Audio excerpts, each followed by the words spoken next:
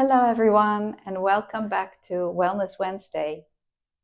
Today, I would like to talk about the fatigue flows, and they're very interesting because they're moving through all of the books that you have or that you may not have yet, from the art of jinshin to the depth. They're all there in there.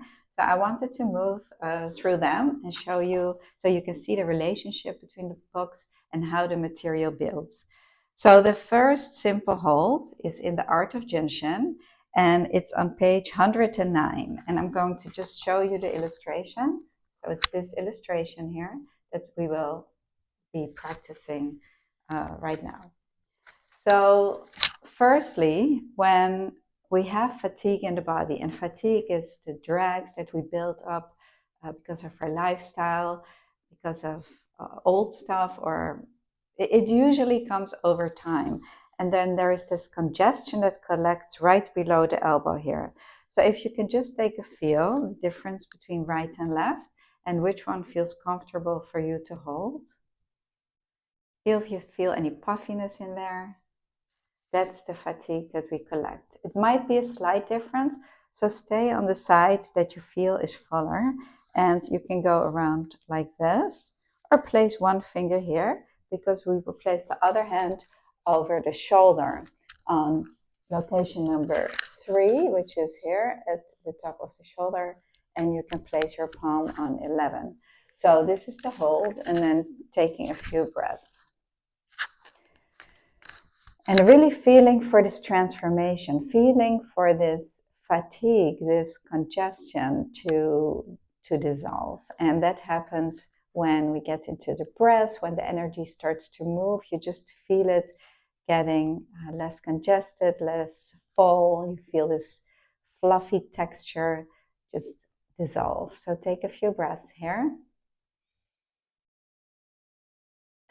Also, the 3 is very important for the immune system and fatigue in the body. As we know, the mediator flow starts right here at the 3. And mediator and fatigue can start to merge and do things that we don't want it to do. We want them to stay in their own paths and not intermingle and merge and build congestion in our body. So it's very important that we keep our location number 3 open. 3 is also wonderful for our respiratory system, harmonizing both the exhale and the inhale. It's like a revolving door. Exhale, inhale. So for any breathing projects, this is also great. Very nice. And so now we will move. You can still hold it. I'm going to show you some images here. Moving to the core textbook, we have the fatigue flow displayed as the mudras. This is the core textbook. It's our textbook 1 for the beginning practitioner. And all of these flows in this book are basically harmonious. They don't have to, they're not dealing too much with our lifestyle and what we do to our bodies. That's more the material from the depth. However, in the back of the core on page 132, I put mudras in there, and mudra 1 and 2 really harmonize the fatigue flow. So mudra 1 is place your thumb over the palm of the middle finger like this, and you can hold it comfortably like this and taking a few breaths. So you can, if you like, you can place the thumbnail all the way here at the bottom, or move it up. Just feel around a little bit where your need is. You also may feel that either the right or the left side of the finger feels a little bit bigger or fuller or tighter or more congested, or so check that out and then hold the side that feels good for you. So taking a few breaths here. When we're holding the palm of the hand, we're harmonizing the exhale. We're allowing for the exhale because the energy moves down the front. So holding your favorite finger, whichever one you feel supports you most. And then moving it around to Mudra 2, holding the back of your hand, which allows for the inhale. So again, we have exhale with the palm and inhale with the back. So that's Mudra 2. Master Marai gave us 8 mudras to work with, and they're not really in a particular order. So you can play around with it. Mary Burmeister put them in the order of this, and so I followed that. By the way, I put the middle finger in all of the mudras, if you look at the core textbook. And that is because I wanted to include this level of clearing fatigue in the body.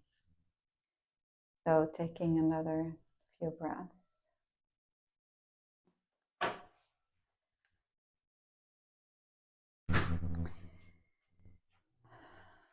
Just moving around to the other side, to the other finger.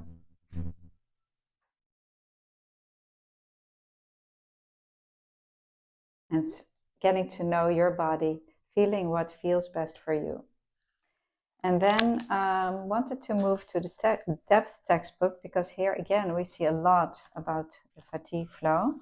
This is the depth textbook 2, which actually Maria Dooley Chuapoco, Philomena's daughter, and myself will be presenting in Amsterdam and Singapore, moving through this material.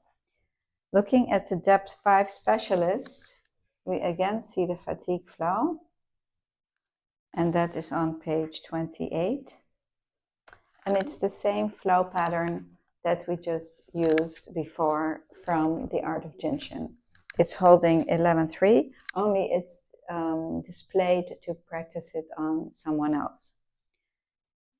It says place your left to the left, SEL 11.3, fingers pointing down, and the right to the left, SEL 19, fingers pointing up. So that's exactly what we're doing here.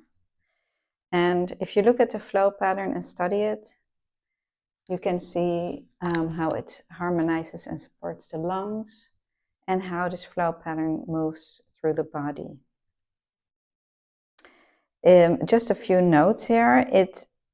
This traditionally used for stagnation and hardening of joints. So if you have joint pain, arthritic conditions, calcifications, it harmonizes the skeletal system. This is the depth 5 specialist that can cause these drags in the body as well.